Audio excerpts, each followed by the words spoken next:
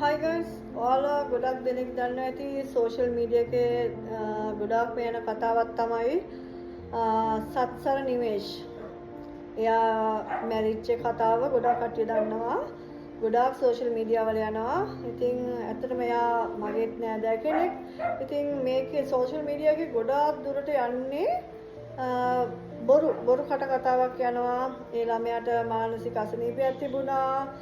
මෙහෙමයි අරෙහෙමයි කියලා ගොඩක් මීඩියා වලින් යනවා. ඉතින් ඒක මට බලන් ඉන්න බැරි නිසා මම හිතුවා මම දන්න දේවල් ටික ඔයාලත් එක්ක ෂෙයා කරගත්තා නම් ඒක මගේ හිතටත් හොඳයි.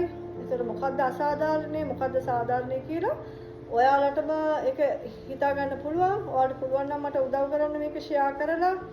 මොකද මේ මම දන්න කතාව මම කියන්නම් ඔයාලට. ඒ ළමයා ඇත්තටම අහිංසක ළමෙක්. කියන්නේ කොහෙවත් වලි වලට යන්නේ නැති කිසිම ඒ වගේ නිකන් මම කිව්වොත් අහිංසක ළමෙක්.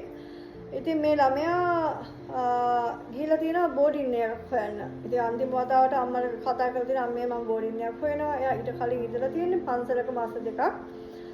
පන්සලක බෝඩ් වෙලා ඒ අතරතුර එයා කෝස් එකක් කරලා තියෙනවා ප්‍රයිවට් හොස්පිටල් එකක.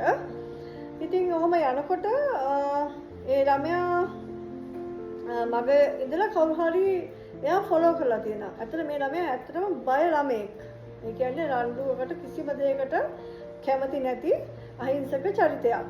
ඉතින් ඒ ළමයා කවුරු හරි ෆොලෝ කරලා දැකලා මෙයා බයට මෙයා පැනලා තියෙනවා ගෙදරකට. ගෙදරකට පැනනහම එයා ගෙදරකට පැනලා තියෙන්නේ එයාගේ ආරක්ෂාවට. ඉතින් ගෙදර මිනිස්සු අල්ලගෙන එයාව ගැට ගහලා හොරෙක් කියලා. කමන්නේ. ඒක සාමාන්‍යයෙන් බයට අල්ලගෙන මෙහෙම කරා කියමුකෝ. ඉතින් ඊට පස්සේ පොලිසියට යාලා කෝල් කරලා කියලා තියෙනවා මෙහෙමයි හොරෙක් ඇවිල්ලා කියලා. ඒ ළමයා කියලා තියෙනවා මෙහෙමයි මට වද දෙන්න එපා. මම ඉගෙන ගන්න කෙනෙක් මෙහෙමයි කියලා. එතකොට අම්මට කෝල් කරලා තියෙනවා. ඉතින් කොහොම හරි වැඩිකට පොලිසියෙන් ඇවිල්ලා මේ ළමයාව පොලිසියට අරන් ගිහිල්ලා තියෙනවා. අරන් ගිහිල්ලා මේ ළමයාට ගහලා දෙනවා. ඉතින් මෙඩිකල් පොලිසිය දැවිද. එතකොට අම්මට කෝල් කරලා අම්මා කෝල් කරලා තියෙනවා ළමයාට කොහෙද කියලා බලන්න. මොකද ඒ වෙලාවේ කතා කරා. ඊට පස්සේ එයාගේ කිසිම කතාවක් නැහැ. ගොඩාක් රින්ග්ස් යනකොට පොලිසියෙන් එක්කෙනෙක් ආන්සර් කරලා තියෙනවා. ඊට පස්සේ මම සත්සරගේ අම්මා කවුද ඔයාලා කියලා නාම අපි වැලිකඩ පොලිසියෙන් පොඩ්ඩක් ඉන්න සර් මේ සත්සරගේ අම්මා කෝල් කරනවා කියලා තා පොලිස් නිලධාරීන්ට දීලා තියෙනවා ෆෝන් එක. එයා කතා කරනකොට ඔයා එන්නම් එයා මේ වැඩිකඩ පොලිසියට අපි අරන් යනවා. ඉතින් එයාව ගන්න එන්න කියලා තියෙනවා ඊළඟ දවසේ. ඊට පස්සේ අම්මට ඇහිලා තියෙනවා කෑ ගහනවා අම්මේ මම වරදක් කරේ නෑ. මෙයාලා මට වද දෙනවා මාව බේර ගන්න කියලා. ඊට පස්සේ මේ අම්මා බදුල්ලේ ඉඳලා එයා තනියම ඇවිල්ලා තියෙන්නේ මොකද මේ ළමයා බේර ගන්න. ඊට පස්සේ මේ ළමයාගේ අම්මා සමන්ති අක්කා එයා අවුරුදු 20ක් ආමිගේ හිටපු කෙනෙක්. එයා හැම දෙයක්ම එයා දන්නවනේ. එයා කැලිලා පොඩි වෙලා හැම දෙයක්ම දන්නවා. ඉතින් එයා ගිහිල්ලා අහලා තියෙනවා පොලිසියෙන් කෝ මගේ පුතා. මොකුත් කියන්නේ නැහැලු. කිසිම දෙයක් කියන්නේ නැල්ලු. කට උත්තර නැල්ලු. කට්ටිය මූණට මූණ බලාගෙන අනේ සර් මේ මමත් ආමි නිලධාරිනියක්. ඔයා මට කියන්න මොකද්ද උනේ කෝ ළමයා මගේ. මෙහෙම කිව්වහම අනේ බලන්නකෝ ගොඩාක් වෙලා මෙයාලව තියාගෙන ඉඳලා හවස දෙකට විතර දෙක පහු වෙලත් වෙන්න ඇති සමහරවිට මට හරියට වෙලා මතක නැහැ. ඉතින් කියලා තියෙන ළමයා මැරිලා හොස්පිටල් එකට ගිහිල්ලා මේව කරනකොට කියලා. මගේ නම් කන්දේ මැනික උඹ මගේ කුමාරයා නම් කවුද මගේ මැනිකමේ. ඉතින් ඒක අමු බොරුවක්. මෙයාලා ගහලා තියෙනවා. මෙයාලා ගහපු පාරවල් පිටේ තියෙනවා මේ ළමයා අහිංසක ළමෙක් ගුටියක් කියා නිකන් මෙහෙම ගැහුවත් හරි ඒ ළමයාට රිදෙන ඒ තරම් අහිංසක ළමෙක්. මම එයා පෞද්ගලිකව දන්නවා ඒ ළමයා චූටි කාලේ ඉඳලා දන්නවා. ඉතින් මේ මීඩියා වලින් ගොඩාක් දේවල් කියනවා පොලිසිය මෙහෙම කිව්වා අරහෙම කිව්වා කියලා. ඇත්ත කතාව තමයි පොලිසියෙන් ගහලා තියෙනවා කොහෙද? වැලිකඩ පොලිසියෙන් ගහලා ළමයාව වැටිලා මෙහෙම බිම පාගගෙන තද කරගෙන ඉන්නකොට තමයි ළමයාගේ හුස්ම ගිහිලා තියෙන්නේ. හොස්පිටල් එකට ගෙනියනකොටත් අරන් ගිහිලා තියෙන්නේ මැරිච්ච මල සිරුර විතරයි. එතකොට එතන ડોක්ටර් කෙනෙක් දැකලා තියෙනවා. ડોක්ටර් ඇවිල්ලා චෙක් කරලා බලනකොට ඒ වෙලාවෙම අනේ සෝරි අම්මේ මේ ළමයා ගේනකොටත් ඒ ළමයා මැරිලා හිටියේ මෙහි ඉඳලා බෙහෙත් කරනකොට නෙමෙයි කියලා. අනිත් එක තමයි මානසික රෝගයක් නෑ යාට. පොඩි කාලේ ඉඳලම කිසිම ප්‍රශ්නයක් නැතුව හැදිච්ච ළමෙක්. ඉතින් මානසික අවුලක් තියෙන අපි නෑදෑයෝ අපි දන්නවනේ. ඉතින් එයාට කිසිම ඒ වගේ මානසික රෝගයක් තිබුණේ නැහැ. මට අනිත් එක තමයි එයා මොකද මානසික රෝගයෙන් පෙළනවා කියලා එහෙට අරන් ගියේ. මොකද ඕක සාමාන්‍යයෙන් මානසික ලෙඩ ඉන්න එකක් නේ රෝහල කියන්නේ. ඒ කියන්නේ අංගොඩ කියන්නේ මානසික ලෙඩ ඉන්න රෝහල. ඒක අරයන් තිබුණා ජෙනරල් හොස්පිටල් එකට. එහෙම නැතුව එයා මරලා ඊට පස්සේ එයා එතනට ගෙනියලා ඊට පස්සේ කතාව පතරනවා මේ ළමයා මානසික රෝගියෙක්, මේ ළමයා ප්‍රතිකාර කරන අවස්ථාවේ තමයි මේ ළමයා නැති වෙලා තියෙන්නේ කියලා. ඒක අමූලික බොරුවක්. අනිත් එක පොලිසියෙන් ෆෝන් එක කුඩුපට්ටම් කරලා තියෙන ළමයාට කාටවත් කතා කරන්න බැරි වෙන්න. ඒ ළමයාගේ කලිසමක් නැහැ. දැන් හිටපු කලිසමක් නැහැ. අම්මා ඇවිල්ලා මහත්තයෝ කොහොම මගේ ළමයාගේ කලිසම. අපි දන්නේ හොස්පිටල් එකෙන් බලන්න කියලා. ඊට පස්සේ ඒක හොස්පිටල් එකෙන් වෙන්න කොහොමද මේ ළමයා මෙහෙ හිටියේ කියලා බලනකොට එයාලා මේ වැඩකට පොලිසිය ගාබේජ් එකේ බින් එකේ විසික් කරලා දාලා තියෙනවා. එතකොට කොහොමද ළමයාගේ ඒ කලිසම ගැලුවේ? දැන් ඒ ළමයාට වෙන කලිසම ෂෝට් එකක් අඳලා තිබ්බේ. ඒ ළමයාගේ හැමතැනම නිකන් තැලිච්ච පාරවල් තියෙනවා. එයා පිටියට ගහගත්තලු, මෙහෙම ගහගත්තලු, අර එහෙම ගහගත්තලු. අනිත් එක තමයි ඒ ළමයාගේ අම්මා අර පැනපු කිව්පු ගෙදරට ඒ නම්බර් එක පොලිසියෙන් ඉල්ලලා 10 පාරක් විතර ඉල්ලලා දෙන්න තාචුට්ටකින් දෙන්න චුට්ටකින් දෙන්න ඒකත් කෙලින්ම ක්ලෝස් කරලා දාන්න යන්නේ. ඒකේ කෝල් එකක්වත් ෆෝන් නම්බර් එකක්වත් මොකුත්ම ඒ මනුස්සයට කතා කරන්නවත් දුන්නේ නැහැ.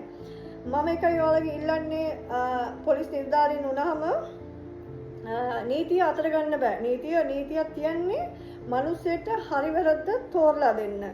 මේක පාතාල එකක් නෙමෙයිනේ මේක. ඉතින් ඒ යුනිෆෝම් එකේ බලෙන් ඒ ළමෙක් මොකක් හරි වරද්දක් කරත් ළමෙක් විතරනේ ඕනම කෙනෙක් වරද්දක් කරොත් ඒකට දඩුවම් දෙන්න තියෙනවා නීති මාර්ග තියෙනවානේ. එක්ක හිරේ දාන එක තියෙනවා, මොකක් හරි අවවාද දීලා රිමාන්ඩ් කරන එක තියෙනවා. ඉතින් ඇයි ඔය එයාලා නීතිය අතට ගන්නෙ? ඇයි ඒක වෙන්නේ? කවුරුත් මේ බලධාරීන් බලන්නෙත් නෑ. මොකද්ද එයාට වැඩක් නැහැ. මිනිස්සු මරණ කියන්නේ එයාට වැඩක් නැති වුණාට තමුන්ගේ අම්මට දැන්න වේදනාව කාටත් ඒක ඊට වැඩිය දැනෙන්නේ නැහැ කියලා කියන්න බෑ.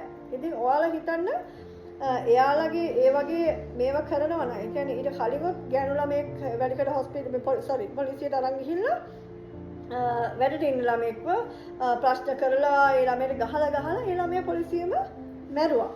මැරුණා නෙමෙයි මැරුවා. මරලා කොහොම හරි ඒ ඔක්කොම යට ගැහුවා. ඉතින් දෙයියනේ මම වැඳලා කියන්නම් ඔයාලා අපිත් එක්ක එකතු වෙන්න මේ වගේ දෙයක් මම මගේ නෑදෑයෙක් වෙනුවෙන් ඒ කියනවා විතරක් නෙමෙයි හැමෝටම දැන් කවදා හරි අද ඒ ළමයාට වුණා හෙට තව කෙනෙක්ට වෙන්න පුළුවන්. එයාලා නීතිය අතට ගත්තොත් ඔහම හැමෝම මරයි. මේ පාරේ යන ළමයෙකුත් මරලා දායි. දැන් ඊට කලින් උත අඟුලානි කේස් එකක් ගියා. කොල්ලෙක් අල්ලගෙන shopping bag කටේ හිර කරලා මරලා දැම්මා, ගහලා පයින් ගහලා. ඉතින් ඒ වගේ දේවල් ආයෙ නොවෙන්න ඕන. ඒක නිසා මේ මම වැදලා ඉල්ලන්නේ ඔයාලා ෂෙයා කරන්න මේක. ෂෙයා කරලා අපි ඔක්කොම එකතු වෙන්න ඕන අනිවාර්යයෙන්. මේ පොලිස් නිලධාරීන් වෙනුවෙන් කරපු පොලිස් නිලධාරීන් ඉන්න හරි හොඳ කට්ටිය ඉන්නවා. ගොඩක් වැදගත් මහත්තුරු ඉන්නවා. හැබැයි සමහර කට්ටිය ඉන්නවා තීරසන් කට්ටිය. එයාට අම්මලා නැහැ, නංගිලා නැහැ, අම්බෝ ගිහිල්ලා එයාලා පොලිස් ස්ටේෂන් එකේ බොන්නේ බීලා ඉවර වෙලා එයාලගේ හිරියර ඉන්නේ මොනවාද අහිංසකව මොන හරි මේ පොලිසියට ගේන කවුරු හරි අරගෙන තලනවා, දාගෙන තලලා ගහලා මේව කරලා. ඒ කියන්නේ එයාලගේ ලොක්කම ඒක විතරයි. ඉතින් එයාට අනිවාර්යෙන් දඩුවමක් දෙන්න ඕන. නීතිය ක්‍රියාත්මක කරන්න ඕන. එයාලගේ පවුල් පිටින් ඒ පවුල් පිටින් ඒවට වන්දි ගෙවන්න වෙනවා. එච්චරයි මට කියන්න තියෙන්නේ. ඔයාලට පුළුවන් තරම් ෂෙයා කරන්න. ඇත්ත කතාව ඒකයි. මැරුණා නෙමෙයි, හොස්පිටල් එකේ ඉඳලා මැරුණා නෙමෙයි, මේ වැලිකඩ පොලිසියෙන් ගහලා තමයි එහෙ අහිංසක ළමයා මැරුවේ. ඉතින් ඔයාලට මම ඉල්ලන්නේ ආයෙමත් ඉල්ලනවා ජීවිතේට ඒ වගේ දෙයක් ආයෙ අහන්න බලන්න හිතෙන් නැති විදිහට අපිට බලන්න එපා ඒ වගේ දෙයක්. ඒ ළමයා දැක්කහම මට සසරම කලු කියන මේ ළමයා හිටියේ කොහොමද, මෝචරි ඉන්නේ කොහොමද කියලා. ඒ ළමයා අන්තිමට කෑලි කපන්න ඕන පෝස්ට්මෝර්ටම් වලට. ඉතින් ඒවා මට තාම ඒක දෝකාර දෙනවා. ප්ලීස් ඒ ළමයා වෙනුවෙන් මොකක් හරි දෙයක් කරන්න තියෙනවා නම් අපි ඒක කරන්න ඕන. ඔය කරපු බලු වැඩ කරපු පොලිස් නිලධාරීන් ඔක්කොම එක්ක උඩට යවන්න ඕන, එක්ක කූඩුවට යවන්න ඕන, එයාලගේ වැඩතහනම් කරන්න ඕන. ඒ වගේ දෙයක් කරේ නැත්නම් මේ ජනාධිපතිතුමත් ඕව බලන්න ඕන අනිවාර්යෙන්. නිකන් අර ත්‍රිවිල් අරවා මේවා ස්ටිකර් ගලවන එක නෙමෙයි. දැන් හැමදාම දකිනවා වෙඩි තියලා මරනවා, පාරේ යනකොට මරනවා. මේක ලංකාව කියන්නේ කොච්චර ලස්සන රටක්ද? ඒ මිනිස්සු ඒ ලස්සන රට හරියට හදන්නේ නැත්තේ. පොලිස් නිලධාරීන්ට ඕන විදිහට මිනිස්සුන්ට ගහන්න, බනින්න, මරන්න එහෙම බෑ. ඉතින් එයාලට තියෙනවා නීතියක්. ඒ නීතිය යාලට ක්‍රියාත්මක කරන්න කියන්නේ මම කියන්නේ එකම දේ ඔයාලා අපිත් එක්ක එකතු වෙන්න.